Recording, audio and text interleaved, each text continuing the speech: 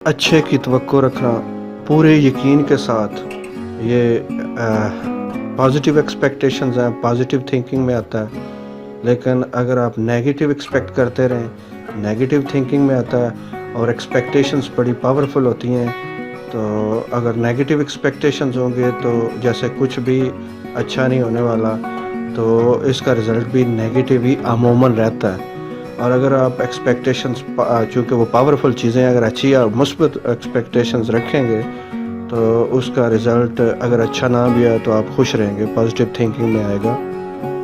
دوسروں کی پرفارمنس کو کمپیئر کرنا اپنی پرفارمنسز کے ساتھ. اگر کسی نے کوئی بڑا اچھا کارنامہ کیا ہے، اگر کسی نے بہت اچھی پرفارمنس دی ہے اور لوگ جو ہیں وہ کوئی پرائز لے رہے ہیں یا کوئی ڈسٹنگوش حاصل کر رہے ہیں کسی فیلڈ میں، تو ان کو دیکھ کے اپنی کوتاہیاں اور اپنی خامیاں اور خود وہ کام نہ کرنے کو ان کے ساتھ کمپیئر کرتے رہنا بھی نیگیٹیو تھنکنگ ہے.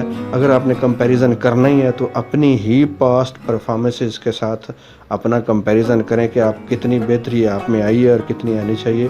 محنت کریں اپنی پرفارمنسز پہ اور امیجینیشن کو یوز کریں، امیجینیشن کو یوز کر کے پرفارمنس کو بہتر کریں.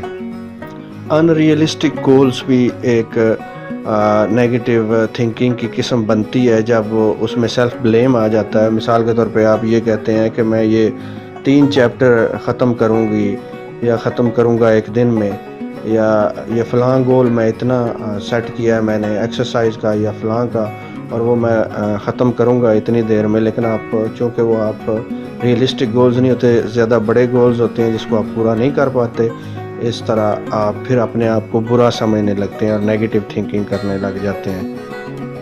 اپنے آپ کو منحوس سمجھنا اور یہ کہنا کہ میری وجہ سے یہ سارے کام خراب ہوتے ہیں، میری وجہ سے فلاں کا نقصان ہوا ہے، میری وجہ سے یہ ہوا ہے وہ ہوا ہے، یہ بھی نیگیٹیو تھنکنگ ہے.